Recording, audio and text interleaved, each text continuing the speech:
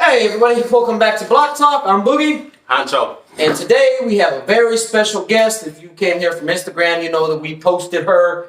And we have two-time world champion, a great author, co-host of podcast, Dark Arts Podcast, an amazing woman, all-around badass. Ladies and gentlemen, Alicia Zapp. Jazz snaps, bang, bang, bang.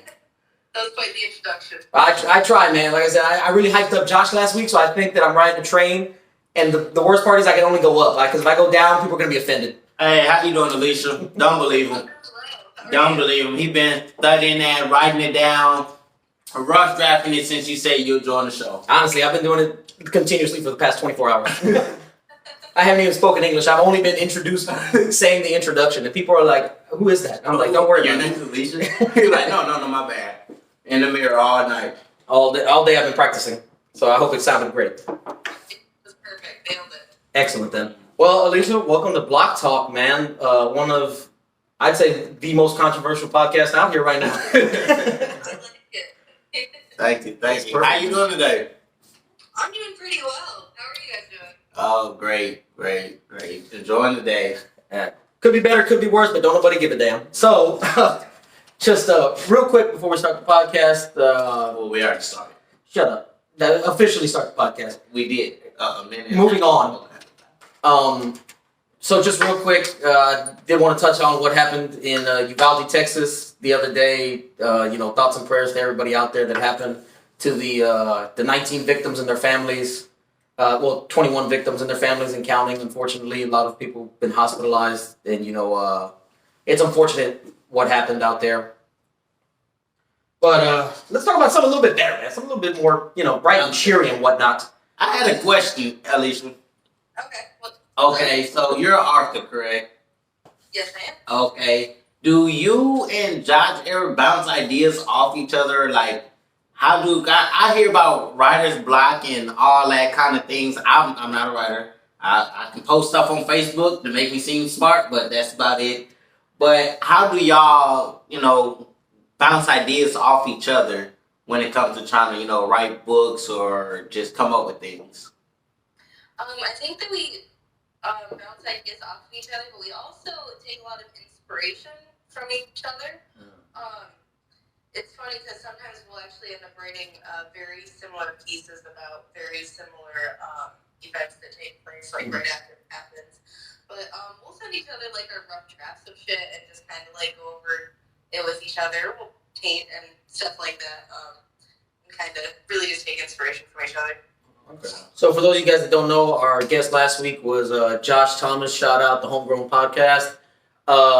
Him and Alicia are actually in a relationship, which that's pretty great. We actually talked to Josh last week a little bit about his relationship with Alicia. So I kind of wanted to get your point of view because here at Black Talk, Boogie believes that single women give terrible advice and that women should actually take advice from women who are in successful relationships because obviously you guys know what it takes to keep a man and, stay happy in a relationship, especially with you guys doing a lot of traveling and fighting and stuff like that. Yeah, I think that's some good advice. Okay. Yeah, I'm here to give all the advice. Yeah, I like hearing that, man. Because listen, I don't know, people hate when I say that shit. They're like, single women give great advice. And I'm like, untrue. That's why you're single. But Exactly. Thank you. Actually talking about. Thank you. So I did want to ask you. So you are a sort of stepmother figure to Josh's daughter. I believe her name is Sadie, correct? Yeah. Okay, perfect. So yeah, you're kind of a stepmother figure to Sadie. And I know that she has her mother in her life, but like I said, I know that she spends a lot of time with you guys and stuff like that. So I wanted to ask, when Sadie turns about, let's say, hopefully, the ripe old age of 32 and starts dating, what sort of advice would you give her when she starts dating? Honestly, just be careful and take your time. Really get to know the person before you actually make a decision if you want to. Oh, it's so interesting about that. Josh actually gave her the exact same advice. Oh wow. Yeah, hey, great minds think alike. But you see what I mean, though? Women in a relationship give great advice. That's all I'm saying, man. Oh, Jesus Christ. Sorry. We're drinking a little bit of whiskey right now. You know, like I said, me and Alicia had a conversation earlier and it made me want to start drinking. Does it make me an alcoholic? Probably not because I can afford it. So I don't think it's a problem until I can't afford it. But right now I can. So it's all good. Smoking a little bit of weed. So There you go, man. Listen, there's nothing wrong with a jazz cigarette every now and again. You know, what is it? The devil's lettuce, you know? well, I lived in Michigan for about 7 years, and weed has been legal like almost the entire time I was there. So now I'm living somewhere where weed is not as easily accessible or actually like legal. Mm-hmm. Really weird for me because yeah. We're in Texas. Hashtag cannot relate. This is a very strict no drug state. But not. It is bad. I'm all for everybody doing what they want to do. I myself, allegedly, of course, internet, partook of the wacky tobacco over the weekend when I went out with a friend, and I mean, I had a great time. I mean, I feel like I always have a good time when I'm smoking. Yeah, There's always some sort of benefit to it. definitely. I don't drink a shit ton, but like, I smoke a lot, so. That's cool, man. Look, I think that weed definitely has its place. Especially, I noticed mostly fighters. I noticed they're either like real big on weed or on like acid or mushroom, something a little bit more psychedelic. You know what I mean? Where So, I actually love psychedelics like mushrooms and DMT. Don't really like acid so much, Mhm. but I'm a huge advocate for all of those things. I think they're great. You know, they make you look at yourself and actually reevaluate things. But Yeah. also, it's really good for your brain. It That- like affects your brain. So, huge advocate for that. See, I heard, I met this guy, he told me something about him taking mushrooms, I believe, and he told me he seen an ant the size of a human. Like, he was really tripping, like, he was outside going crazy by a tree. And I'm like, bro, what happened? Like, after he calmed down, he's like, bro, you didn't see them ants? I'm like, no, we was in juvenile boot camp, and I'm like, bro, no, I've been out here all day. What ants? Yeah. Like, bro, them huge ass ants over there. I'm like, bro, nah. He's like, bro, them hoes like our size. Well, maybe there was something inside himself that he wasn't really addressing. Maybe I would say. I was like, that is not for me. If it's an ant my size. I was kinda scared. Talking to a couple. What was that, Alicia? I'm sorry. That would be wild. Like, I've tripped like quite a few times. That would be I've wild. never seen it be the size of a human. I feel like that'd be a little terrifying. Listen, I have one experience with mushrooms. I was 16 years old, allegedly, and I was at my friend's house. And shout out white people. I was with my white friend Winston, man, and we had some mushroom tea. And I remember we used to both be in art together. And he had like this black light in his room, so I was over at his place. His mom was like super cool. You know, she made us the tea or whatever. We smoked a little pot. We went back to his room, bro. He put on some psychedelic, like chill music on the speakers. He started like drawing like Master Chief from Halo on the wall. And you know, he's using these colors that's like going up against the black light. It was super dope. And he's like, and I was just like having such a cool ass trip, bro. And then this is where I fucked up at, right? So I didn't really fuck up, but this is the thing. I think that maybe you should do it with someone that can kind of help keep you in check. Because I looked out the window, right? So he had these blackout curtains. I don't know what possessed me to look out the window. And then outside looked like terrifying because how chill it was inside. You know, there's all this traffic and to me, cars that are going by at light speed.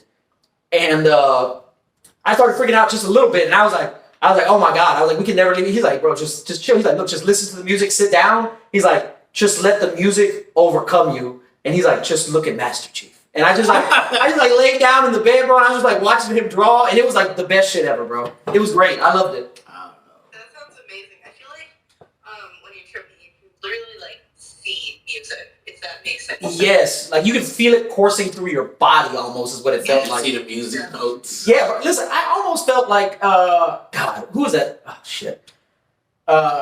There was a show. Do you remember that show that came out where Prison Empire? Yeah. Okay, do you remember where like he goes a little crazy and he starts painting and then it turns out he's painting music? Yeah. because he sees music in color. It was kind of like that. It felt like music is seen differently, like when you're on a good trip. You know what I mean? Like it's seen as just serene and peaceful, I would say. But I did want to ask something, Alicia. So I know you're from a small town in Ohio, and you started BJJ when you were about 5 years old, right? I started wrestling when I was 5. Oh, you started wrestling. I'm sorry, I apologize. It's all kind of a blur right now. I crammed. I'm gonna be honest. But yeah. I was 5, yeah. Yeah. So you started wrestling when you were 5 years old. Small town, city, town, I guess, in Ohio. How does this 5-year-old girl who starts taking up wrestling become a 2-time world champion? Like, did you always know, like, when you started wrestling, like, this is something I want to do professionally because I'm a badass at it? Or did it just kind of, you notice as you were going along, you got better and then you decided that you wanted to be professional? I guess I always liked winning ever since I was little, and like, I had a lot of coaches tell me that I shouldn't do it because I'm a girl, so that just made me want to win more, and then they thought much past it, except for like, the moms would always be like, oh, are you gonna do this when you're in high school? Like, I didn't know, like, why not? Like, sure. But I think when I was like 4th grade, I met, it was around like 2000, honestly, I think it was like 4th grade, sorry. But I met an Olympic coach. Oh, wow. He actually approached me and was like, put it in my ear that I could do that. So then I actually started thinking about actually wrestling longer. But I never liked school, and college wasn't for me. And I always remembered seeing fighting on TV. So that's kind of when I made the switch. Oh, man, that's super dope. Oh, my God. Yeah. I've always thought like I can get in the ring and fight, but then I changed my mind because I see some people get kicked and it looks like it hurts. You ever seen somebody get kicked in the gym? Yeah, I've seen them. Like I don't know too much about MMA or all these different like fighting arenas. So this is new for me talking to you, and when we talk to Josh also. But I just be like, man, I don't know. You gotta have that mindset while you're in there that you can't you can't outthink the situation. You know what I mean? You gotta stay in control of what's going on. And I feel like if I get kicked too hard or I get just punched too hard, my whole game plan is going out the window. Cause now I don't know what that hurt. Like I've seen people get kicked and fall straight asleep standing up. Yes. Yeah. Sometimes that will happen, but like, lucky for me, my natural instincts are wrestling since I was 5. So like, wrestling always ends up taking over for me when it's those type of situations. I mean, Mike Tyson had that great quote, man, when he used to be fighting. He used to say, everybody has a game plan until they get punched in the face. And look, this is my thing, man. I mean, obviously, I like to always refer to fighting as a brutal, beautiful dance. Because honestly, it's a chess match with your entire body. I think that most of the time, I mean, don't get me wrong, technique definitely plays a big part. But so does mentality, and I think so does a drive. Yeah. You know what I mean? Because let's be honest, there's some people when they fight, and at least I'm sure you know these people, you can see it when you're at the gym and stuff. You can see the people that like are just more hungry and that want it more and that put in more time and effort. And like I said, when they lose, they take it as an opportunity to learn and grow from it, I think. Yep. I would agree with that. I mean, you always see the best lose coming back and, ending up on top. Like, I turned a 2-fight losing streak into another world title. So, Yeah. Mine is, like, over half of fighting.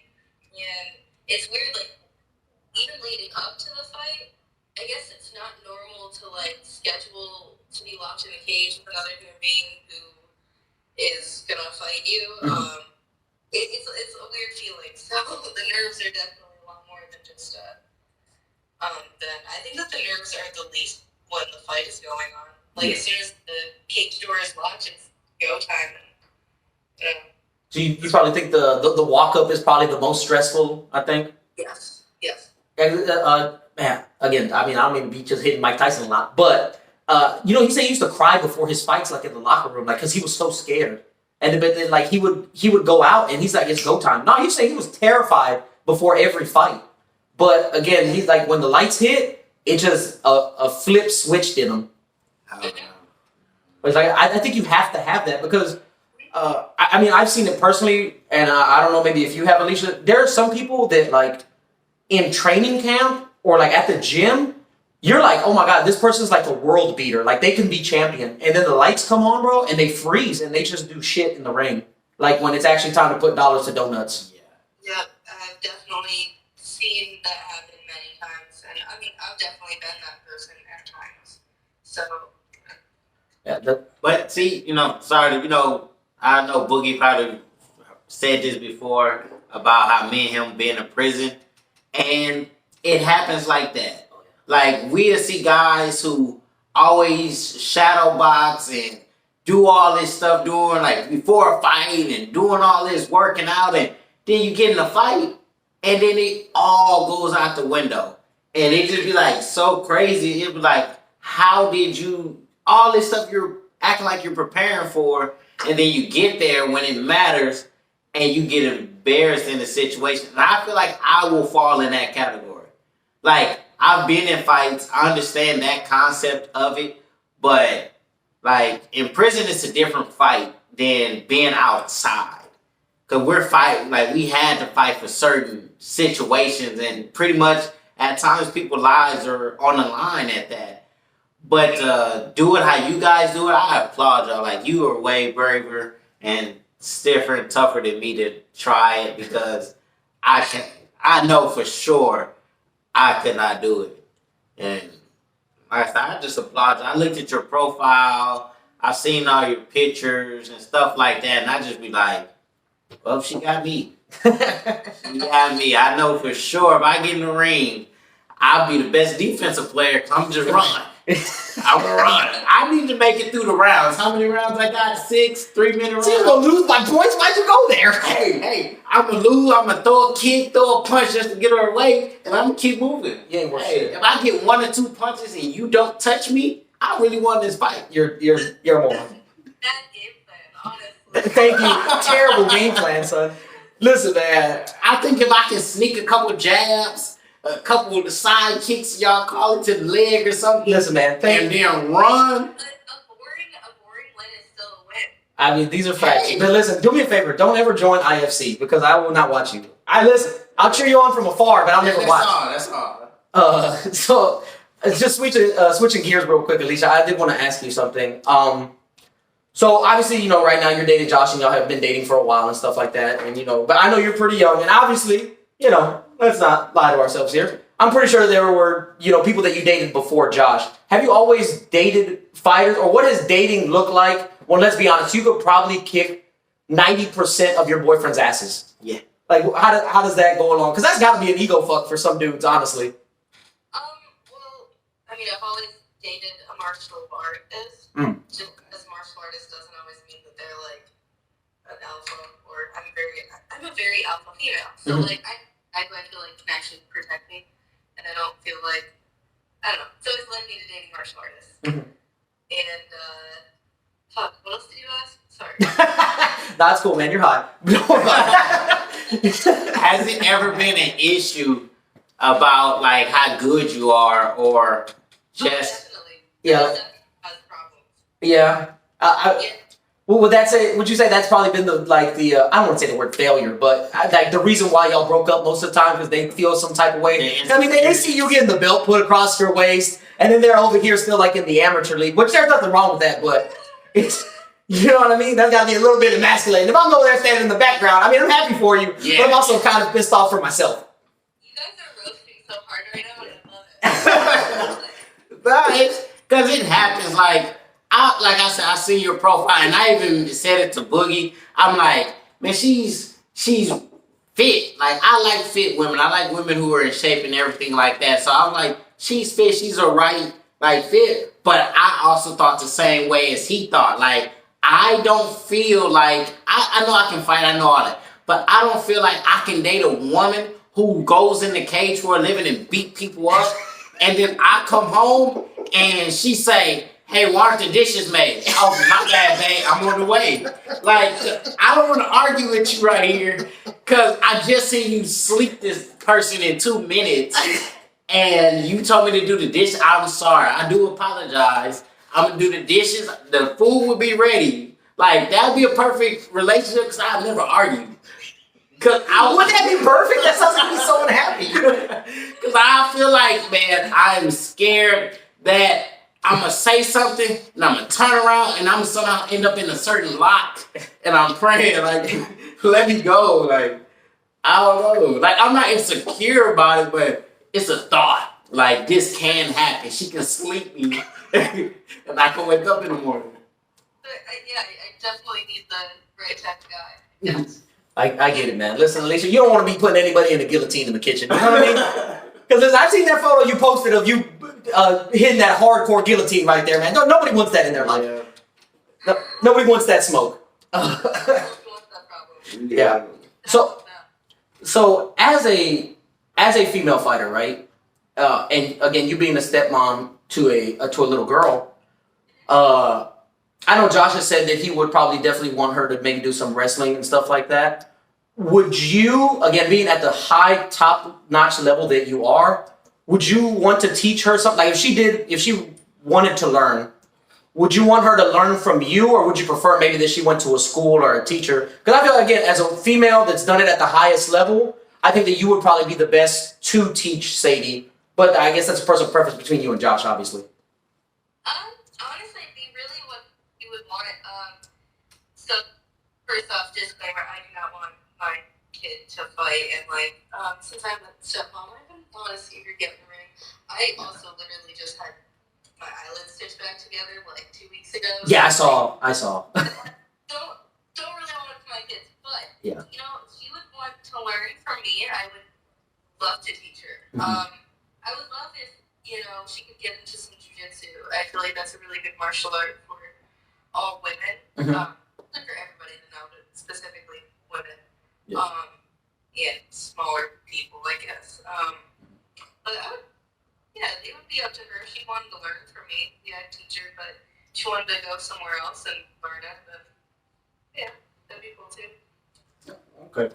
I'm curious about that also, because like I said, for women, especially a lot of let's be honest, sometimes it can be terrifying being a woman. You know what I mean? Because let's be honest, men, typically the average man is superior to the average woman physically, as far as strength, brute strength and stuff goes. You know what I mean? So I can only imagine that as a woman, that would be terrifying if you don't know what you're doing. Obviously, you don't deal with that problem, but for the average woman, I'll be honest, man, my sister, she went to the army. She's packing heat because I remember one time she was in a parking lot. She called me. She was in a parking lot just walking to her car, and two dudes just try to snatch her. I'm like, that's a crazy thought that I would never have. I'm a dude. You're not someone's gonna snatch me at a gas station. Yeah. You know what I mean? It is a very real reality, I guess, for women, and it's pretty shitty. But it's nice knowing how to protect myself. Yeah.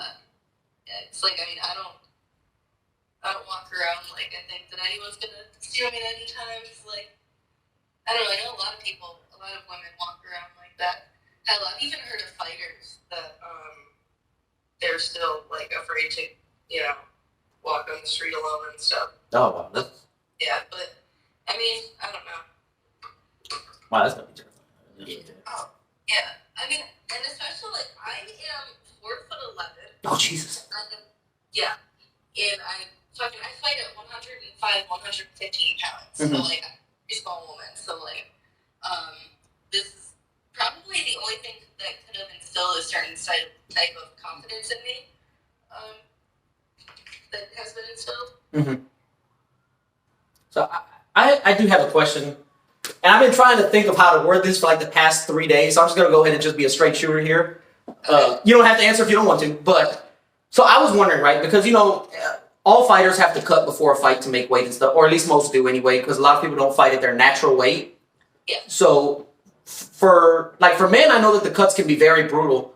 But for women, I know that there's different stuff that affects y'all because, if it's that time of the month, y'all naturally bloat, y'all retain a lot of water. Also, women, have breasts and, stuff like that. How hard is it usually for you to cut for a fight? And if it is let's say about that time of the month where you're retaining a lot of water and stuff like that, will they make an exception or are you just fuck, you gotta just deal with it?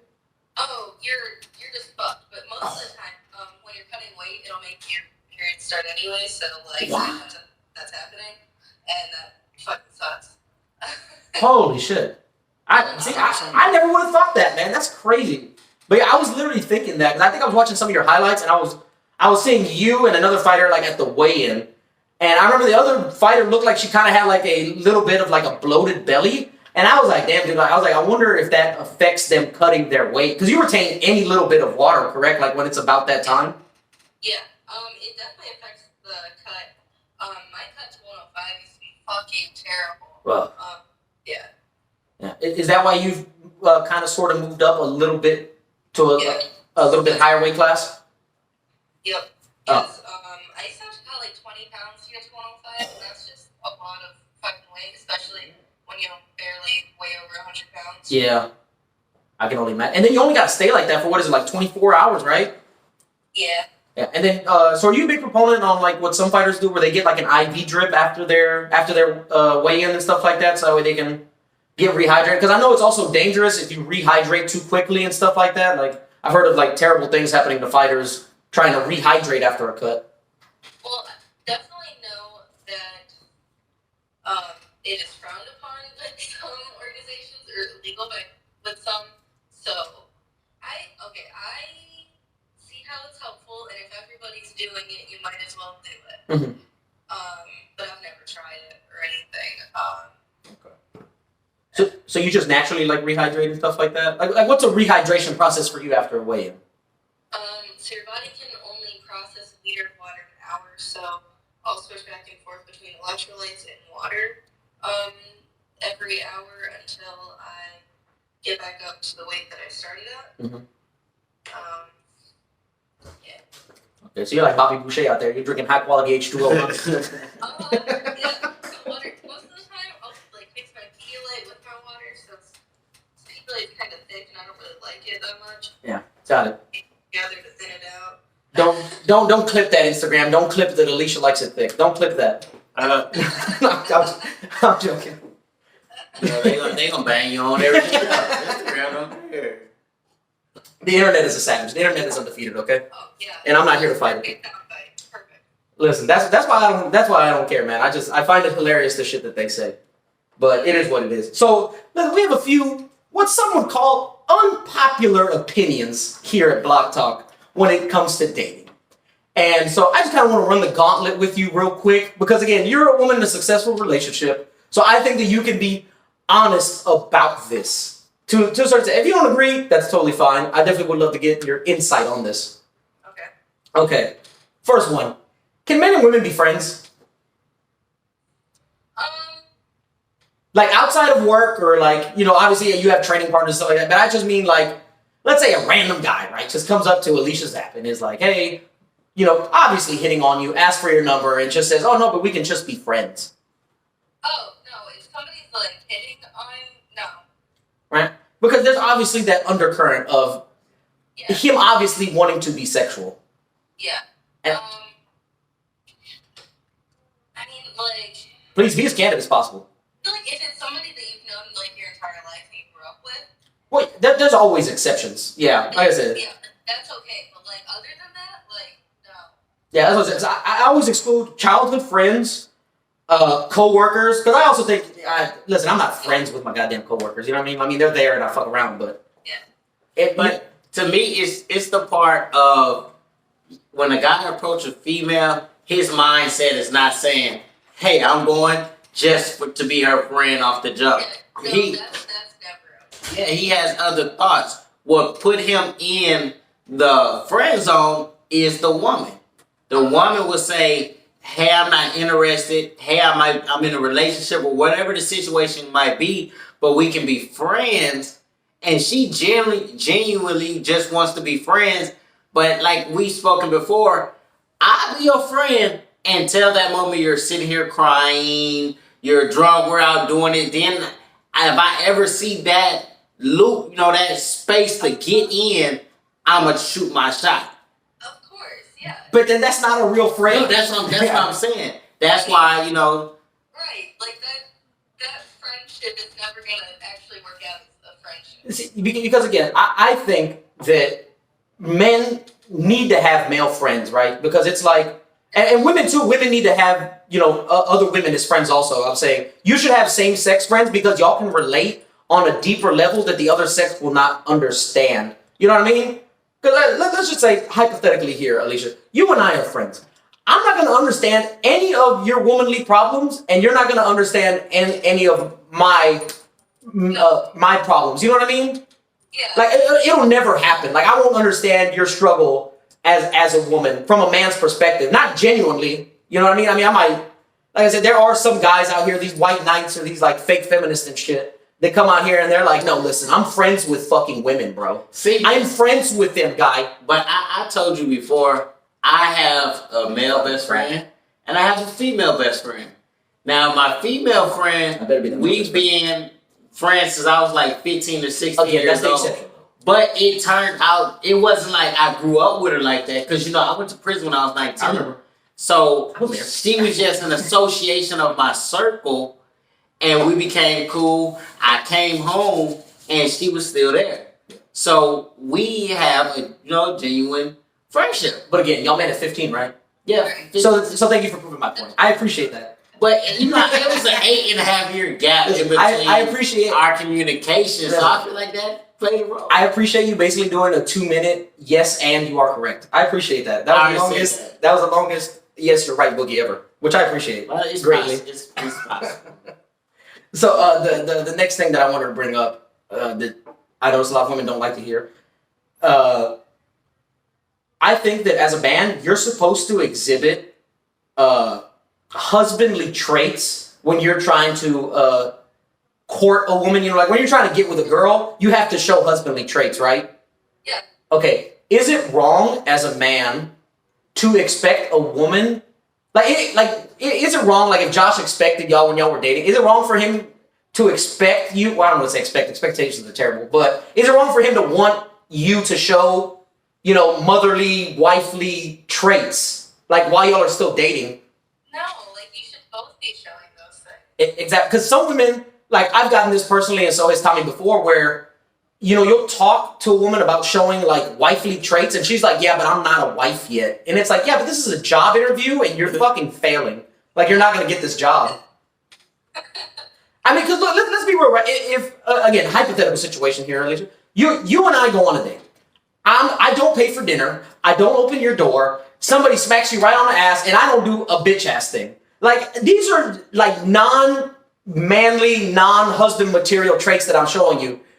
You should never call me back. Like, honestly. No, I would never call that person back. No.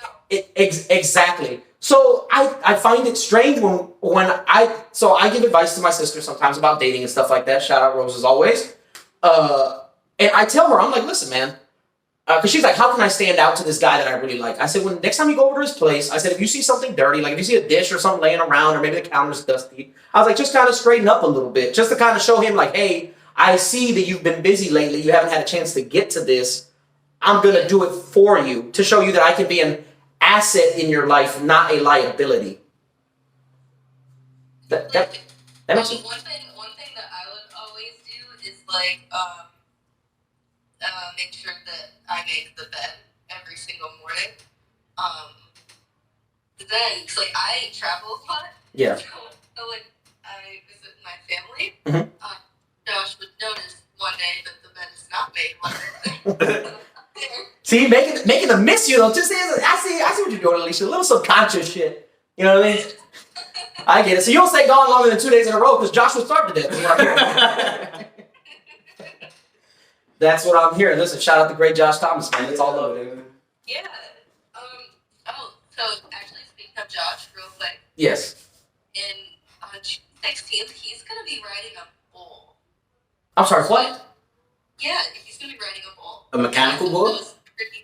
Is it a real bull? Yeah. Does he not value his head? Listen, if he doesn't get punched enough, just tell him to slack up on the defense. How was He that? used to ride them when he was younger, and he hasn't in a while. Oh, okay. So he has like training and stuff like that. Yeah. But still, I don't know, man. That's I'm also nervous to watch. listen. Bulls have a lot of force in those legs. Do you know what they do to bulls to get them to act the way they act? Yeah, they zap their nuts. No, they tie the rope. Yeah. there. Yeah, they Alicia zap their nuts. Yeah, I nope. That's terrible. I barely ride a mechanical bull. I don't even do that. Listen, Listen, listen, man. If you look at listen, this is gonna sound crazy, but just next time you're out there watching somebody ride a mechanical bull, like a heterosexual man, look how gay that shit looks. Like, listen, no offense, because look, let's be real. Mechanical bull operators, let's say, right? Let's be real. Alicia, have you ever rode a mechanical bull? Oh, yeah. Let's be honest. He does the most to make every part of your body jiggle and vibrate in a very sexual manner when he's operating the goddamn bull. He don't care about you falling off. yeah, he be doing all kinds of shit. Would that be an accurate statement, Alicia? Oh, completely. They made those. It looks very gay. It looks very homoerotic. It's like, why are you doing this to me? Homoerotic, that is the word. Yeah, it's like, why are you doing this to me, bro? Yeah, Listen, you can't fall off a bull, like a mechanical bull. You can't ride a mechanical bull or fall off a mechanical bull in a very masculine way. Yeah. Like a straight way, it can't happen. Yeah. It's not meant. I think mechanical bulls are meant for bachelor parties in Vegas. But I mean, listen, a real bull? Listen, man, we've already said it before. Josh Thomas is a bad motherfucker. Yeah, tip my hat to you, man. Yeah, listen, he continues to show bad motherfucker traits. I look at it after you're done. Make sure it's on camera. Listen, I'll watch you and my neck will hurt watching you. But listen, man. I will be videotaping it and posting it on my YouTube. I actually post a lot of vlogs. Then I cannot wait to see, man. Listen, I hope he lasts all 8 seconds. That's how long? I hope so too. Yeah, it's only 8 seconds. Listen, I know that sounds like a long time for you, but outside of the bedroom, that's not that long. Wow. It's all love, though. Knock this down before I knock you down. Knock this down before I knock you down. Get up. What a fucking hater, bro. Yeah. I thought it was long. I thought it was like. No. It looks long. No, it's only. No, but you know why? It's because of the tension and like the shit that like it's like terrifying. I can only imagine being on the bull. It's got to feel like forever. I was on a bucking horse, and I know better. Because taking that back to fighting, right? Do you get that time distortion, Alicia? Like when the round is going, do you get that like slow down time or that speed up time where it's like, fuck, I've been here forever? Or like, oh my god, I can't believe the round's already over.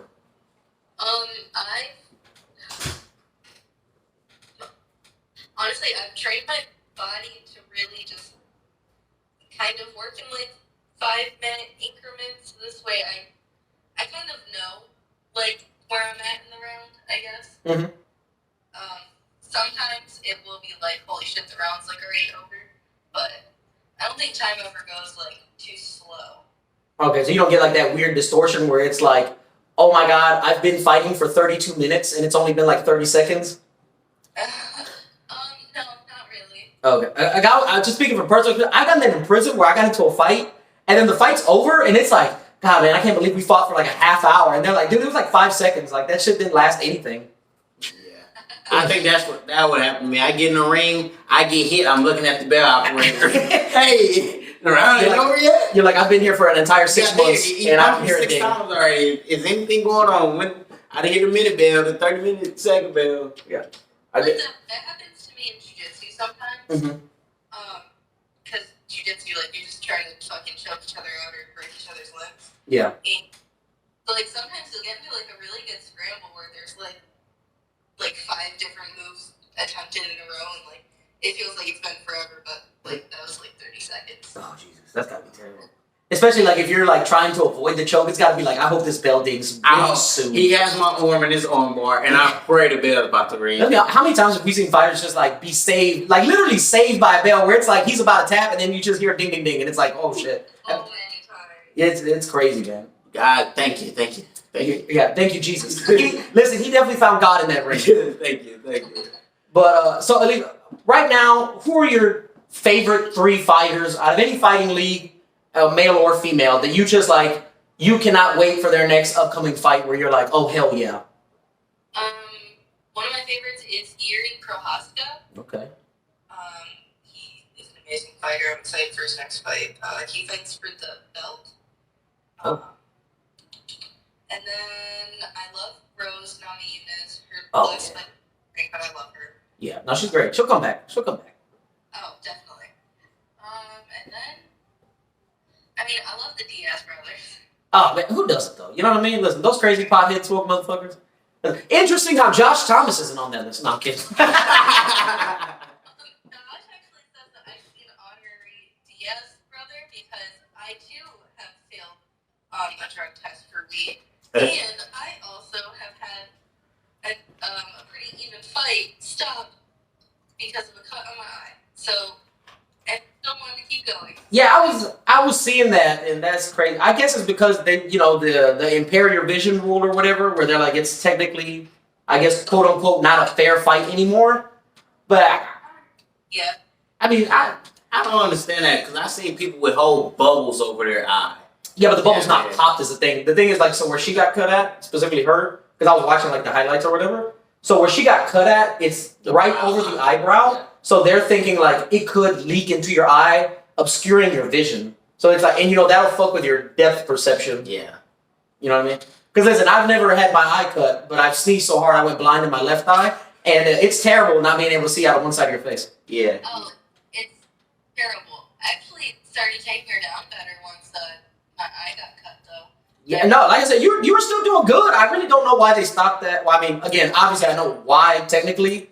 It's because for your own safety, quote unquote. But I thought you were doing fine, man. I really didn't see a problem. I didn't see a reason to stop it.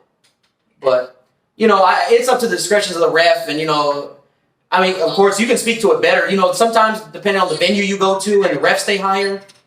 The doctor ran on the fucking cage and was looking at my eye Mhm. before halfway over. So I kind of had a feeling that she was gonna stop it anyway. Yeah. It's like the blood was going into my eye, and as soon as I blinked, it would all just drain out, and I'd be able to see again. I was fine. Yeah. So it'd only be like a split second of impairment, really. Yeah. Okay. Do you think that sometimes the refs are better in certain? I'm not gonna lie, man. So far from what I've heard, especially like UFC events here in Houston, because it's mostly like a lot of boxing down here. So like the referees and like the judges. I mean, I'm sorry, the judges, they don't, I guess, quote unquote, know how to score correctly for like a MMA event. So do you think sometimes definitely that there should be a consensus and a training for all the judges, like nationwide? Well, there should definitely be some sort of standard of training for the judges. Too many fights get judged the wrong way just because the judges don't exactly know what they're looking at.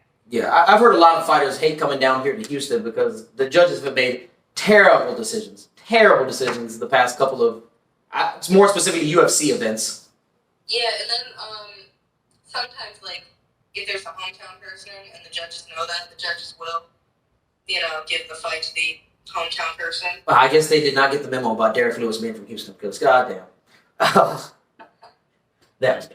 But Oh, okay, yeah. yeah, I don't know if you saw that. Did you see that last Derek Lewis fight? I believe I did. Yeah, it did not go well for Derek Lewis, and he is from Houston, so that's why people were saying though. They were saying it was scored terribly. Okay, But okay. like I said, some people they just say that as in oh, the fighter's bad because he lost. It's crazy that you can't even give a legitimate complaint where it's listen, these are boxing judges. They don't know what the fuck they're talking about. Because they don't take into account a lot of the times the technique that comes into, especially more so with BJJ and wrestling. I think that definitely is the part that gets misscored the most. Completely, because a lot of the judges,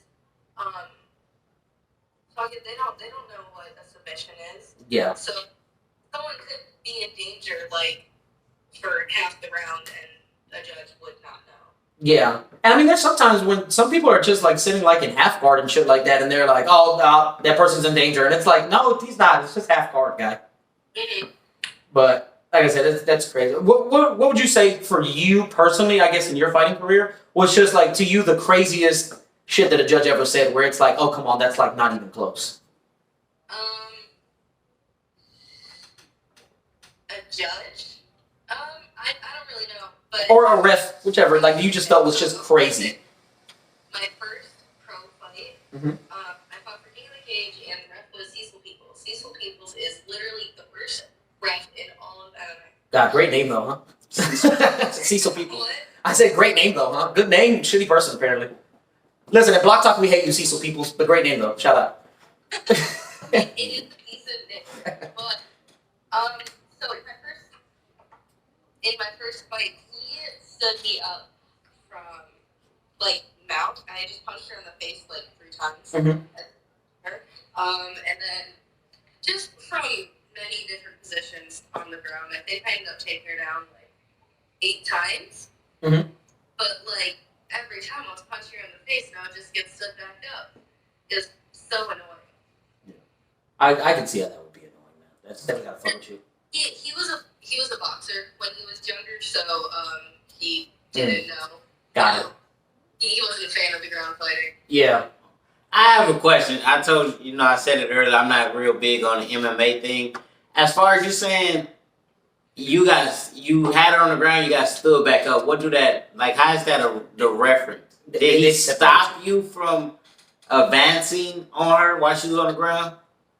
Yeah. So if there's nothing going on the ground for a little bit, usually the ref will warn you, and then he will stop you where you're at, stand you up. But I was literally taking her down, securing a position, and then from there punching her in the face. Yeah. And then he would just stop us where we're at and stand us up. Yeah, so you can't even really gain any like good control over this person because it's like you keep getting separated and standing up, and that's definitely costing you because it's like I could have had this fight finished. Yeah. And it's like literally right there, like within your grasp. Forget you, Cecil Peoples. Yeah, which is a great name. Yeah. It's a good name, but bad rap. Yeah. I still fight, but bad rap. Okay. Well, now we know. If Cecil Peoples ever wants to come on Block Talk, you're not allowed, sir. Yeah. But we're going to use your name, though, because I like the sound of it. It rolls off. But you're not for the people. You're not for the people, Cecil Peoples. You're against the people. So another thing I want to ask, they've been talking for a long time about changing the rules about the 6 to 12 elbow, which for Tommy, that's the straight up and down elbow. You can't do that because they say it's very dangerous, which is not any more dangerous than everything else. The kick. I mean, listen, it's ridiculous. But, they've been talking about changing that rule for a long time, or like also the kicking someone while they're down, or like kneeing someone while they're down. What's your personal stance on that? Like, should the rule change? Does it not really bother you? What do you think? I mean, I'm here for all of it. So I actually fought in Japan, and over in Japan, you're allowed to face stomp your opponent while they're on the ground, and even when they're on the ground. I need to start watching Japanese fighting. I love it. That sounds incredible. So personally, I think it would make it a lot more fun. Yeah, because I also don't really think it's not more dangerous. I remember when the rule started was because I cannot remember the fighter's name right now, but I remember he came down with like a 6 to 12 elbow on somebody's face, and like it exploded the other fighter's fucking nose. So then like a doctor and all types of people saw that shit, and they were like, "That's too dangerous. You could kill someone." Where it's like, yeah, but he also just got kicked in the jejunum 30 seconds ago. Yeah, and like it's literally the same elbow. If you put even the tiniest amount of fucking angle on it, it's still gonna hurt. But I mean, there's no difference in a 6 to 12 and a 3 to 9. That was me when I was in Japan, and she ended up getting like kicked in the face a couple of times. And I asked her. She said that the face stomps. Well, she got kicked in the face and also face stomps. Yeah. But said that they not hurt nearly as bad as they look. So, I don't know. I mean, that makes a lot of sense. I can't see your foot coming at my face and knowing I can't defend myself. I can't do it. So you can't get snap kicked in the face like at least you could probably help me here. Who was that fighter that just got knocked out by that great front snap kick? God, it just happened to him. Son of a bitch. Was it Ferguson? Yes, dude, Tony Ferguson just got front snap kicked in the face. If you haven't seen that, guys, if you're listening, go watch that shit. It'll make it. Incredible. Yeah, it was a great, like just technique wise, great front snap kick, man. Right to the fucking chin, dog. And listen, Tony Ferguson, bad fucking man. But listen, anybody can be knocked out, man. It happens to the best of them. That fight was amazing. Oh, great fight. So good. So. They're both fucking each other up and like. Yeah. Knocked out. Yeah. I would ask. To you, who's the greatest shit talker in MMA? Because I think it's a tie between Chael Sonnen and Conor McGregor. For me. I was gonna say Chael Sonnen, but Conor McGregor can really fucking sell a fight. Nah, I'm telling you, man, they're both so great. Chael Sonnen is freaking hilarious, man. He'll like literally, he's called people retarded, like legitimately retarded to their faces. He's like, "It's not my fault. You're incompetent. You're an idiot." Like shit like that. It's great. But then Conor McGregor talks about your wife being in his DMs. So it's like, it's a different level of disrespect. I like Chael Sonnen's shit talking. I don't remember who he was saying it about, but he was saying that somebody got out and like had the fucking bus like it was a horse. That's great. Chael Sonnen's hilarious, man. I love that guy. He's great. But yeah, like I said, there's something about Conor McGregor while breaking his ankle talking about your wife being in his DMs that just will sell pay-per-views like nobody's business. Oh, yeah. By the way, how about him getting super beefy lately? Like, it looks like he belongs in a Taco Bell taco shell right now. He's so beefy. Like, they haven't really been following him that much, but like the pictures I have seen, like he does look kind of beefy. right? He looks freaking huge, man. Look, he looks ginormous. So I know you've heard the rumors of John Jones going up a weight class to fight Francis Ngannou. Who do you got in that fight? I don't like John Jones. Oh. Personally. I mean, listen, his personal character, he's kind of an asshole, but just we're talking about a fighter. Oh no, listen, your mind is being blown right now. Listen, John Jones is an asshole. I understand. Like you said, it's not about his personal. Okay, I just want you're right. Okay, just fighting. ring. Just fighting. Okay. You know, that's one person I can say I've seen. All right, I guess we got to keep it to in the ring, even though he's an asshole. Continuing. Oh, fuck. I really don't want to see John Jones. There's a good possibility that'll happen. You think John Jones would beat Francis Ngannou? I feel like if he's actually been training this long. Yeah, he's been off for a while. And if he's been like training with bigger people, there's a possibility. I mean, Ngannou can. He can crack. He can kill anybody. You know, they say pound for pound, he has the hardest punch out of any UFC fighter ever. Yeah, I'm pretty sure that it's the equivalent to a fucking car hitting him. Yeah, they said it's Francis Ngannou, the heavyweight champion of the world. Listen, this man is 260, no steroids, natural, huge. Used to dig sand mines in Africa. With his hands? I don't know if it's hands. But no, legitimately, bro, he was like a literal slave in Africa, bro, digging sand and shit like that, working in sand mines. He like escaped Africa a couple times and got caught and had to keep going back to the sand mines. Like his story of getting to the UFC is freaking incredible. If anybody hasn't had a chance to listen to it, definitely check that shit out. It's incredible. I know how I feel to get in a car accident. But, no, listen, giant. You know what's crazy? I think Dana White was talking about it, and he said it's the equivalent of being hit by a Ford Focus coming at you with full speed. I was like, I don't know how fast the Ford Focus goes, but if it could hit 120, can you imagine that? Bro, getting run over by a Ford Focus right in your goddamn face. That would be terrible. Who's the person that's ever hit you the hardest, Alicia? Whether in training or in a real fight. Just the part that just like cracked your shit. It wasn't a real fight. I fought this girl named Viviane Pereira. She was from Brazil, and she hit harder than any woman or man I've ever been punched by. Jesus. It's fucking hard.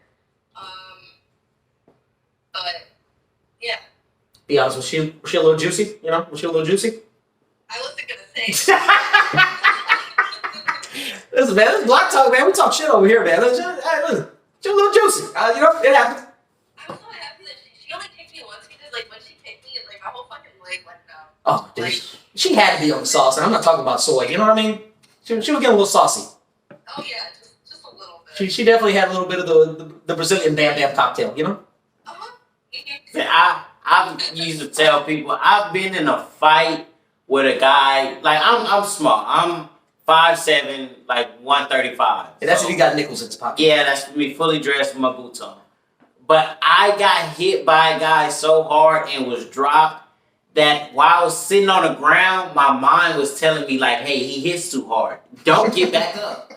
Why would you continue? And my heart was like, nah, get up, fight. But then my head was like, no, it hurts. Like, you're continually getting hit. And I'm looking at my partners like, y'all see how hard he hit me. Help me. Help me. Standing there. Like, I had to really fight with myself. And I don't mind fighting. I don't mind taking the L. I take my L's like I take my W's. But in that one fight, I really had to contemplate and fight with myself like, is this something you want to continue to get up? Because you're not winning. Yeah. Is this something you're going to continue to get up knowing this man hits like a donkey right now and you want to get up and continue? He's been punching bricks his whole life and you want to get up and fight him. Luckily, I got up. I got hit again. My partner stopped the fight. I got on their ass afterwards. Like, y'all to see this in the first 10 minutes. Like, y'all to see the look on my face. And they're like, bro, we thought you had it. The look of fear and despair. Like, I just kept getting up because, you know, it's in my heart that I can't just show defeat, but I thought y'all seen it in my eyes. So listen, Alicia, Josh got a little bit Nicholas Sparks on us last week, so this week I want you to get a little Danielle Steele with us. When did you know, those are authors, by the way, read a goddamn book sometime. When did you know that Josh was your person where you were like, oh my God, I love this man. This is who I want to be with. And was there anything that you either cut out of your life or added to your life to make sure, to ensure that you could be with Josh? Okay, so Josh and I were friends for a little while. It was like, so I already knew that I liked him as a person and shit. So it was pretty instant for me. So when we first met, it was like the smallest moment ever. He fucking just leaned over and kissed my shoulder and it felt so fucking natural. It was weird. And I don't know, just being around him for the first time, I kind of knew, you know? Oh, that is so great, at least. And I have to say this, and you know, if y'all see the actual video of us, you will laugh. Yeah, if you watch the video on YouTube. Yes, but as you were speaking, you know, we spoke to Josh about this, and it's so crazy how y'all both feel about each other. You know, I truly applaud that. But he told us that exact moment. Yeah, he told us literally the exact same moment. Yeah, he told us the exact same moment, how it happened. That's what we used to be like, oh, Nicholas Sparks. Like, I've never thought about kissing a girl on the shoulder type thing. But he told us that, and it was just so genuine how he spoke on it, and for you to come right behind him and say that was the moment that stepped out and brought you to the mind frame to that you knew, like, okay, this is him, that is amazing. And I said it right before, I told Boogie right before he said it, I'm like, man, it'd be crazy if she say the shoulder thing. Yeah, if you actually watch the video. I was pointing to my shoulder, I'm like, man, it's crazy if she say this shoulder thing and you said it. Yeah. That's pretty incredible, actually. Like I said, man. Listen, I know people think that we hate women or whatever the fuck, but you know, we salute real love, real relationships. Yeah. I mean, let's be real. That's the goal that everybody wants. You know what I mean? Everybody wants to have that person that they can depend on and love. And I truly believe that generally for women want a man that they can love, admire, and respect. You know what I mean? Because if you can't love, admire, and respect a man, I don't think if you can't respect or admire your man, you can't truly love him. And then that leads to, you know, infidelity and then, you know, breaking up, divorce, all that jazz. And so to hear you say that, and then, like I said, to hear the way that y'all talk about each other with such, like, affection and stuff like that, like, it's really great to obviously hear that stuff. But, oh, no, definitely, man. Because people think we just bash women because, you know, like I said, we talk from our experience and what we're dealing with now. We are not just really committed relationship type guys right now. We're not building that household, that family like you guys are. So we speak just from our experience and stuff like that. Women hate us. Because I'm gonna be real bad. But this is the thing though, right? We've never gotten Alicia zap energy, is what I'm saying. You know what I mean? Because again, Josh from you, because he was telling us, you know, like how you really helped him, and you again were an asset to his life, and then that's when he knew, like, I want to be with this person. Sometimes when we're out here dating, for a lot of guys, really. And this is why I say you should date for like 6 months to a year before you just commit to making somebody your girlfriend or your significant other. Because a lot of times guys jump into these relationships without actually seeing girlfriend qualities in these women. And then later on when they're, you know, half naked in the club, shaking their ass, posting on Instagram, you know, breath come home smelling like dick. They're like, I don't understand why she's like this. Like, what? Right. I'm like, you could have seen that from a mile away, guy, if you'd have waited a minute. You know, like, go ahead. Definitely agree with that. I mean, I don't know. Everybody's at different fucking stages in their life. I mean, I feel like we've all been at the point where, you know, we don't really have much good to say about the fucking, you know, I feel like there's been times in my life where I hadn't had much good to say about men or, you know, so people would have probably thought I hated men too. But because again, it's not that we hate women. It's just that we try to, because we have a mostly male audience. You know what I mean? So we just kind of try to tell men mostly. It's like we have a saying here. It's, you know, that you need to protect your meat, and that's money, energy, attention, and time. Because there are some women that they're in their life where they're not looking for a relationship. They're looking for a man to give them money, to give them energy, to give them attention, to give them time, and they're like, my pussy should just be good enough to get all this from you, and I don't have to do shit else. oh, that's just wrong.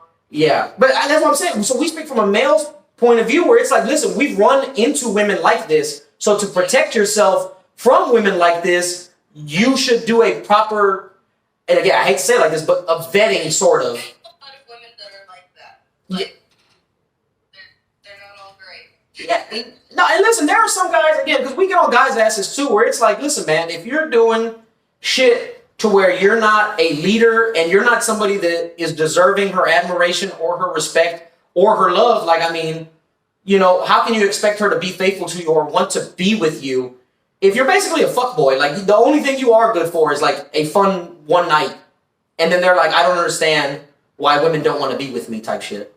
Right. You know? Like, people are legitimately confused about that. Like, it's crazy. Cause listen, man, I've been running a social experiment where I've been asking women this question. And I want to ask you, Alicia, because I think that you would have a good input on this. What do you think men want? Like, from the opposite sex, what do men want? I feel like that's a little bit of a complicated question. The obvious answer is that men want sex, but I feel like Oh. No. Like, we're saying after sex. This is after y'all have already slept together. Like, what? I would think that, you know, everybody wants some comforting of some sort. So I definitely think that men probably want a lot more than just sex, and it's not figuring that out before you get to sex. Yeah. 'Cause this is my thing, right? So what I say is this. I think that in initial attraction, a woman will know if she wants to fuck you within the first 15 minutes. Would that be an accurate statement? What was that? Yeah. Yeah. Thank you for being real about it. I appreciate that. A lot of women like to lie to themselves. But, so I say that to this. As a man, your initial goal, yes, is to try to get sex out of this woman that you find sexually attractive. You know what I mean? And women enter dating most of the time with, I want to be in a relationship with this person who I think is my best option at being able to provide for a possible future family and stuff like that, you know? So, most women, though, they don't really understand that after sex, the ball is kind of in your court, where it's like, okay, I showed you everything that I had to show you for you to want to sleep with me. Now, you need to show me, why should I continue sleeping with you regularly and get in a relationship? To where a lot of women don't understand that men are pretty simple, basically, where it's like, I want somebody who brings me peace, who's going to be an asset in my life. You know, not saying, again, because I don't believe that women should pay for anything monetarily, like financially. I think that burden falls upon a man, me personally. But I think that she should be an asset to your life, like how, again, you know Josh is a recovering addict, so you never put that sort of pressure on him and stuff like that. You're always a source of peace, as he's let us know, you know. And somebody who, quite frankly, honestly, doesn't embarrass him in public. Like, men don't want to take their girl around their friends and everyone laugh at him because all his friends have had a turn with her, or they've all seen her half-ass naked on OnlyFans, or, you know, stuff like that. Like, and that's really what men want. And a lot of women don't know that or really give a fuck about it. I mean, you gotta be classy. Yeah. Listen, you can be nasty, but with me, don't be nasty all for the internet. Nah. You be classy, you know, out in public, but like, you know, fucking at home is completely different. No, yeah, exactly. And like I said, a lot of women don't see the problem with, like, I don't see why I have to delete my OnlyFans. I don't see why I have to stop being a stripper. I don't see why I have to stop talking to all these guys that are giving me attention and money. And basically, I know they want to fuck me, but I like to keep them around anyway so they can pay for all my shit. My content has completely changed since I started dating Josh. Actually, since the first time we fucking actually met in person, my content has completely changed. I used to post like boudoir shots and stuff like that. Yeah. But I don't feel like that's appropriate now that I have a boyfriend. Yeah. And see, a lot of... It's crazy. A lot of women don't think like that. They're like, I don't see the problem with me posting myself half naked. Where, like I said, because this is my thing, right? I'm not a controlling person. I'm never going to try to control a woman where I'm like, hey, you have to do this. Like, no. But I do let it be known that there are options. I'm like, listen, you can keep doing this if you want to, but girls that I take seriously and that I date and that I call my girlfriend don't post half-naked photos of themselves, and they don't have a gang of male friends that want to fuck them around them at all times. And then after that, it's your decision to do what you want to do. But if I've let you know, hey, if you keep doing this, I'm not going to take you serious. I'm just only going to keep fucking you, and you keep doing it, that's a personal choice. Just like if you tell a man, like, hey, listen, if you don't stop being a fucking bum living in your mom's basement, smoking pot all day, jacking off, I'm going to leave your dumb ass. Right. Yeah, I've always told women before even getting in a relationship, and, you know, Moneybag Yo said this also, but you're a reputation of me. You represent me when we're out. If you're out and I'm not around, you still show me. Like, I should never hear like, man, your girl was out here doing this and doing that at the club. Okay, I knew she went to the club, but damn, I didn't know she was doing all that. Yeah. And I'm the same way. You'll never hear a female be like, girl, I see your dude all up in somebody else's face. No, because for one, like you said, the respect factor plays the biggest role to me. Respect and loyalty are my two things. You can't have loyalty if you don't respect a person. Respect is the number one, because that everything else is going to fall under that, because if you respect a person, you'll love them, be loyal to them in all aspects of the relationship. You'll take their feelings into consideration. You'll think about them before you make an action.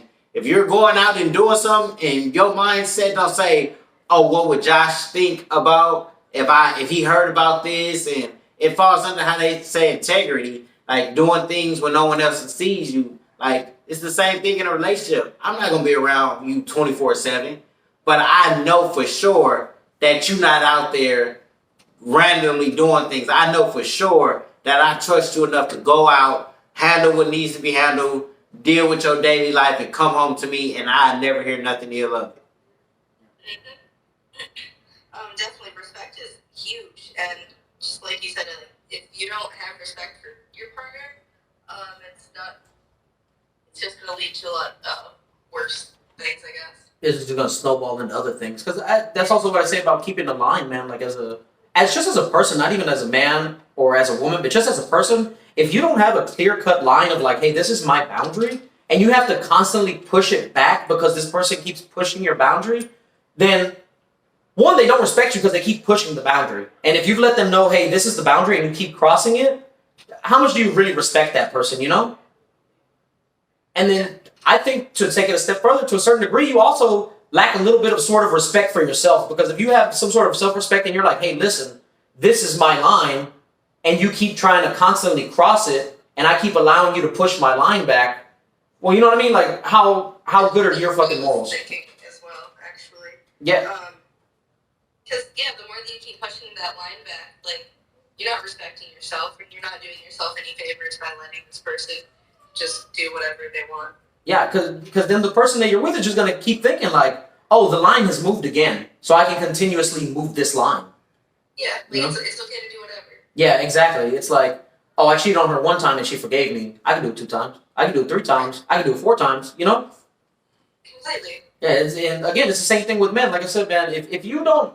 I think a lot of men are scared to speak up because a lot of men have this drought thought, like this famine thought of like, I'm going to be a little crude real quick, Alicia, but they think, oh my God, this is the only piece of pussy I'm ever going to get for the rest of my life. I will never get another woman ever again. So I have to bend backwards and give up all my principles and morals so she won't leave me and I won't lose access to pussy. I mean, it's true. It is so true that he says that. And I've dealt with a female, and she was, as he said, she wanted me to do all this different random kind of stuff. And then I asked, like, well, what do you bring to the table? What am I gaining out of this? Oh, you're having sex with me. Wow. That is not enough, man. Do you think that's valid, Alicia, by the way, when women bring that up? Like, when they say, like, oh, what do you bring to this relationship? Oh, I fucked you. Do you think that's valid? Oh, like, that is bad. Like, just the same as giving a fucking blowjob for a gift on a holiday. That's not a fucking gift. Nah. Like, That's a Tuesday. No. Yeah, man. Like, I've had that. no, like, you should make this other person happy and, like, want to be a better person. Like, you should bring a lot of positive qualities into their life Yes. other than fucking them. Yeah. Yeah, that. Because I feel like we're fucking each other, though. So I feel Yeah, like that's what I that told her. cancels each other I'm out. like, we're both having sex with each other. So what are you bringing? And she, hey, okay, I understand what this is. And I tell people this all the time. I went 8.5 years in prison with no sex. It is no way impossible in this world now that a woman can use sex as a trap for me or as a thirst bait that I'm gonna do what she want. No, because I just went 8.5. I went 8.5 years. Miss me with all that. Like, bring something else. Bring some other excitement. It's not always physical with a lot of men. Like, yes, physical come and play and we enjoy it, but like you said, the mindset, how you treat me, how you treat my loved ones around me, and all of that plays the 85% role in the relationship. There also has to be some depth, you know? Like, this person has to be interested in some of the things. You're like, you have to be able to talk about something. Yeah. Yeah, you definitely have to connect on a certain level. But see, this is why I tell men you should date like how women date. And what I mean by that is this. So, you know, Steve Harvey had that very famous book where it's like, think like a lady, act like a man. Mm-hmm. Well, I think that men should act like a man and think like a lady when it comes to dating. Because women have an abundance mindset. Because let's be honest, Alicia, you could walk down the street and 10 men will try to hit on you, right? Yes. So you're like, there's an abundance of dick out here. There's so many men. You're like, women will never be hurting for a man's attention. You know what I mean? Mm-hmm. Whereas, again, men think, oh my God, I have one woman's attention. I need to covet this attention and never let it go and strangle it to fucking death. Yeah. Well, I think that men should approach it more like how women approach it, where it's like, listen, there's statistically 3.2 single women for every single man in the world. I'm gonna be fine.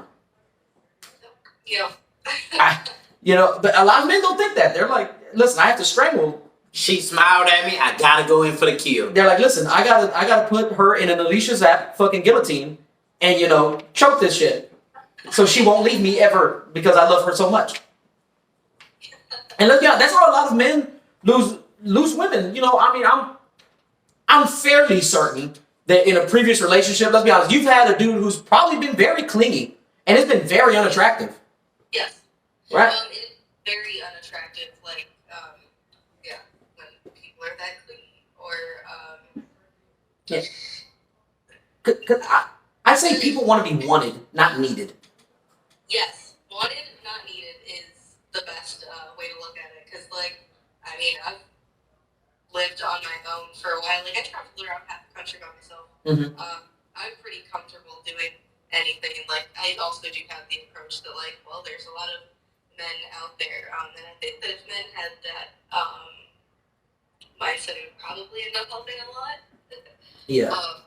Get rid of, because I always say that I want a co-empowerment relationship, not a codependent relationship. Oh, that's good. I like that. Thank you. Yeah. Gonna trademark that. Just know that's being stolen right now as we speak. The LLC is being processed, actually. Just, be cool about it, Alicia. Be cool about it. But, no. You can use it all you want. I appreciate that, then. Thank you. No, but, yeah, man. Like I said, I just think it's a fundamental difference because I also think that men and women have opposing dating styles. Because just from a biological standpoint, right? Where it's like, when we first started off, it's fucking cavemen, Neanderthals, whatever you want to call it. Men wanted to spread their seed far and wide, where they wanted to get as many women as possible. You know what I mean? Whereas in women who were in danger from nature and the elements and animals and shit like that, and they needed to protect their children, would get the highest quality man that they could get. You know, so naturally those are opposing because one wants quantity while the other wants quality.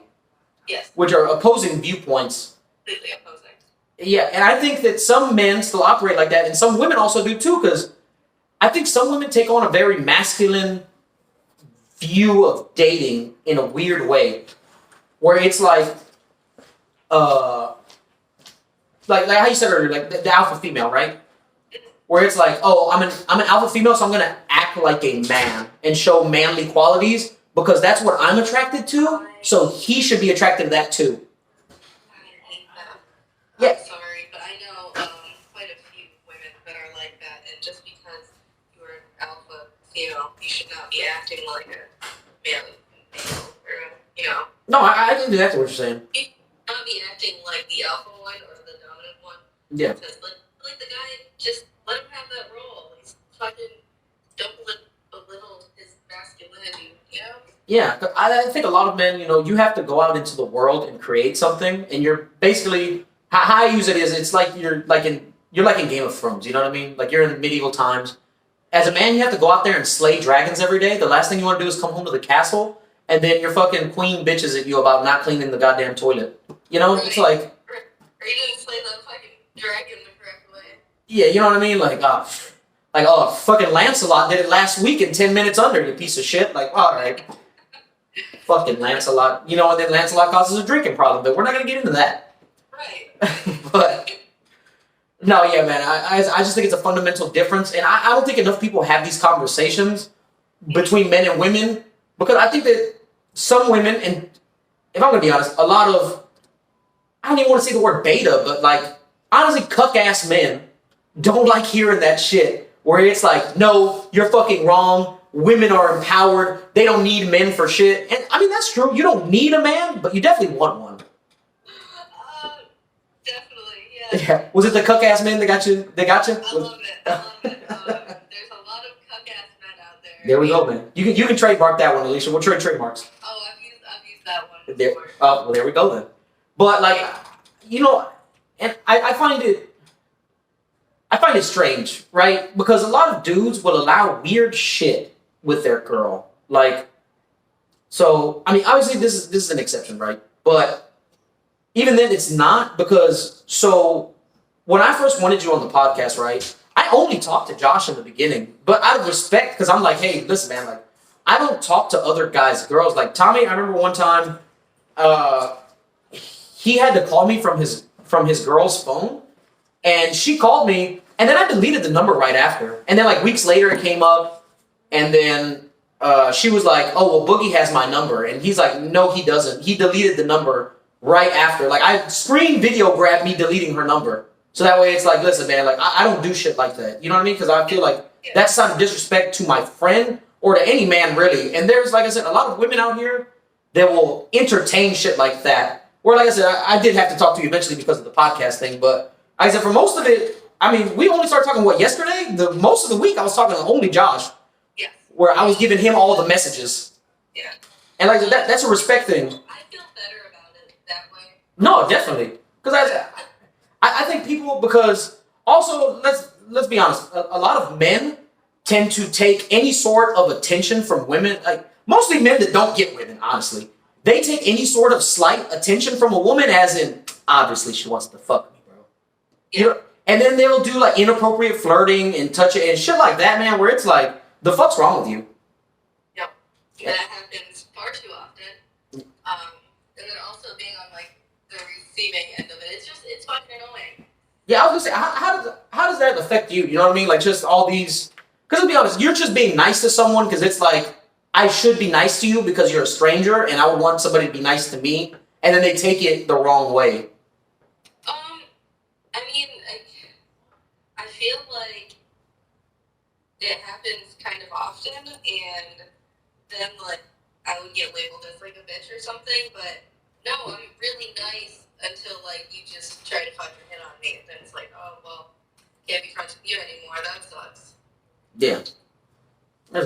I just always find that that interesting. Like I said, I've been telling Tommy that we've wanted to get a woman on here for like the longest, just to kind of like talk about views and stuff like that. But like I said, when you talk to a woman that's in a relationship, a successful relationship, let me say that, she tends to be more realistic and understanding of like, of like intergender sexual dynamics, basically. You know, because like I said, man, a lot of single women will lie to themselves about why they're single to make themselves feel better. That's why I said I think single women give other single women terrible advice because they tell them shit on purpose to keep them single because it's like, oh no, girl, hot girl summer's coming up. I can't have you get a man on me. Completely, and like even if they like don't purposely do it, like they might think they're giving them great advice, but it might be the complete opposite and exactly why they are single. Yeah, when single women do not give the best advice, but I'm also a very introspective person as it is. So figuring out like shit that I had to change and fix about me before I was ready to get into a serious relationship was pretty fucking huge. No, yeah, definitely. Listen, mental health is a very big thing. You should definitely be in the right headspace, and that's another thing, man. I notice a lot of women, they go through a terrible breakup, and then they go through like a hoe phase, and they think like this random validation through an immense amount of fucking cocks is going to make me feel better about myself, where it's like self-confidence and self-love, where it's like you need to take an introspective look at yourself and realize that you just giving your pussy away like it's a free sandwich on Saturday is not going to help you find a man that you'll love, admire, and respect in the future. Especially if you go somewhere frequently, where like if you go to the same bar and always pick up men, and then you finally want to stop this hoe phase, well, damn near everybody there is already like, hit it, and they're going to tell everybody else, be like, oh, listen, man, I fucking tapped that. So even if somebody was thinking about taking you serious, again, it goes back to a man not wanting to be embarrassed. Because I've had a woman try to use like porn stars as an exception. They're like, well, Mia Khalifa's married, and look at her now, she's fucking divorced. I mean, like, you know what I'm saying? Because they say like Kim Kardashian. They're like, oh, Kim Kardashian is successful as far as it goes to dating. I was like, no, she's successful business wise, but as far as dating, she's been divorced 4 times. She's a fucking loser when it comes to dating. Yeah. Yeah. Gotta be fucking respectful. Get out of that fucking hoe stage. And don't take fucking advice from your single friends because they're still in the hoe stage and they don't fucking understand it. Yeah. Because how many of your single friends actually ask you for like advice, like when it comes to getting in a relationship? Not really many. Which is crazy. Most of my friends are in relationships. No. Yeah. Like most of my friends are married and stuff, so I guess I don't have very many single people giving me advice. I get it, man. You don't want to let the whores in. I understand. No, it's gonna change fucking everything. Like they're gonna try to make me go out and party and stuff. No. Listen, that's why I think when a woman in a relationship hangs around a bunch of single women, as a man, you should take that as a red flag. Because it's like, listen, man, she's not going to want to go out and be the only non-hoe while her friends are turning up, twerking on NBA players. She's not going to want to be like, but my construction man's at home. Yeah, anytime that they're fucking fighting, the friends are going to be right there, like, oh, fuck him. Like, let's go out, let's get some fucking dick, all that stuff. Yeah, man, it's great, man. Like, I appreciate you being so candid with us, man. Honestly, it's refreshing. Not a problem. Like I said, literally nothing's off the table. Yeah. Well, listen, I feel like we've been talking a lot, Alicia, so I want to give these last 2 minutes to you real quick, man. What's up? Is there anything you want to ask us or anything that you want to promote or say or anything? I don't really think I have anything to ask. You guys can check out my book if you want. About that in my bio on Instagram, which is at Alicia's app, which is on every social media, Instagram, Twitter, Twitch. You can also find my YouTube by typing my name into YouTube. And also want to thank my boyfriend Josh for hooking up this podcast. Definitely. Shout out to Josh Thomas, ladies and gentlemen. Yeah. And no, I think that's about it. Yeah. I need to get the book, listen to the Dark Arts podcast. It's a podcast that Alicia does with Josh Thomas.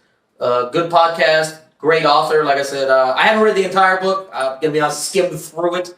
But again, this was very rushed and last minute, so I only had like 3 days to try to read it.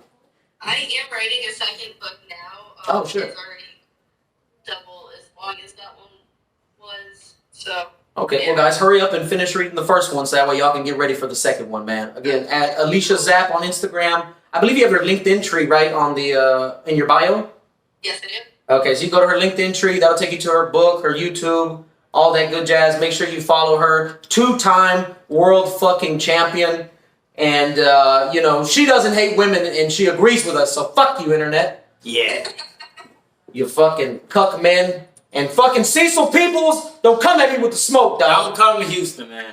Don't come out here, bro. Because I'm going to make Alicia put you in the guillotine because I ain't gonna do shit. Because I'm a felon. But Alicia going to fuck you up. But hey, seriously though, thank you so much for joining us on our podcast, man. And this was honestly great. Shout out to Josh Thomas once again. The greatest, baddest motherfucker that I know. Thank you. All right. Thank you so much, Have Alicia. a great day. You too. Bye.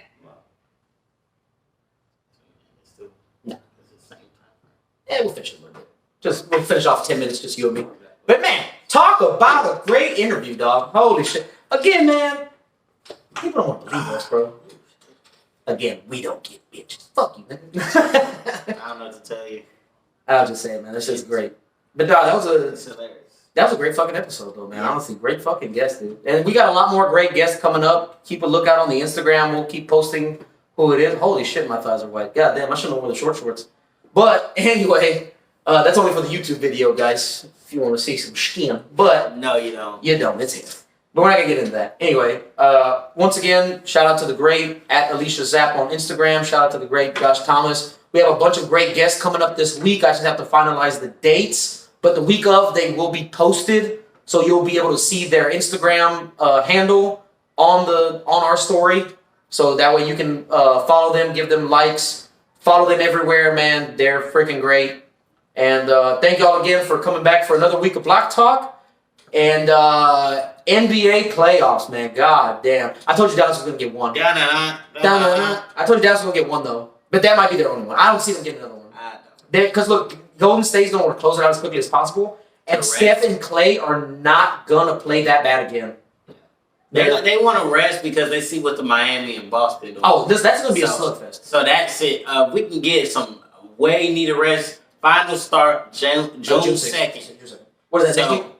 Yeah, next week. Next week. So June 2nd, final start. So if they can pop them tomorrow and end it, they'll have a week. It's a little Some change, yeah. A week to They're here for a week, deal with them. So I know they're shooting for that. So yeah, I mean, you have to. And then, like I said, after that, I mean, it's going to be kind of a dry spell for the summer as far as sports go. But then the NFL will start up, and it's full fucking swing. I ain't gonna lie, I'm already watching baseball.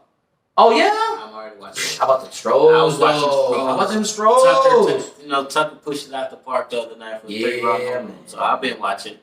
I'm not gonna lie, man. That dude that we got to replace Carlos Correa, talk about. We got some sluggers. Good the bats. Big Astros bats. really had they call it a personal home run derby. Yeah. A couple games ago where next 5 batters took it out the park. Listen, man, if our bats get hot, people are fucked. Yeah, we can definitely score, and like I said, our defense is also fucking top goddamn tier. It's always been for me when it comes to them. It's pitching, how they rotate the pitcher. Yeah. Not the pitcher by itself. I mean, our starters are good, but it's usually after. Our first 2 are good, like Verlander and I can't remember the second dude's name right now. But it's when it get deep into, I'm gonna say, our closing. Yeah. Like if we up by a run or something like that, or 2 runs, and we're trying to close out to 7th, 8th, or 9th inning, it seems like we get hell with our pitchers. Yeah. And we go through 3-4 pitchers in 2 innings down there. Yeah. So, but hey, man, it is what it is. I'm still watching y'all Stros, man. Love them jerseys too. The new Space City one? Man, I got that hat. I can't wait to get a jersey. But also, like I said, if you look at our Instagram, we definitely have Josh and Alicia there. Also, like I said, give them a like, give them a follow on all their social media and stuff like that. We sent them some shirts. I've been coordinating with Josh and Alicia. They should get it Friday. And so it's a custom 1-of-1 Block Talk exclusive. If you come on and you're a guest, man, we make sure to get you a shirt to say thank you. Always. And we love it. And like I said, Slut Maker shirts. If you want one, send me a DM. But only if you're a slut maker, man. Don't be out here fucking simping for bitches wearing a slut maker shirt. It makes us look better. Hoodies coming soon, man. Yeah, hoodies and hats hopefully coming soon. Hoodies next week. Probably. Yeah, let us know. I actually want to run an idea by you also, and I know my sister watches or listens. I want to do a sister episode where I'm Unique and Rosie come on here, because I think that would be great and I think it'd be hilarious. Yeah. You know, we can set it up whenever she out here. Because apparently I can only talk to you through Instagram, Rosie. I love you. Hit my bitch ass up. Thank y'all again, man. Block Talk. Another great week. We'll see y'all next week. Honcho.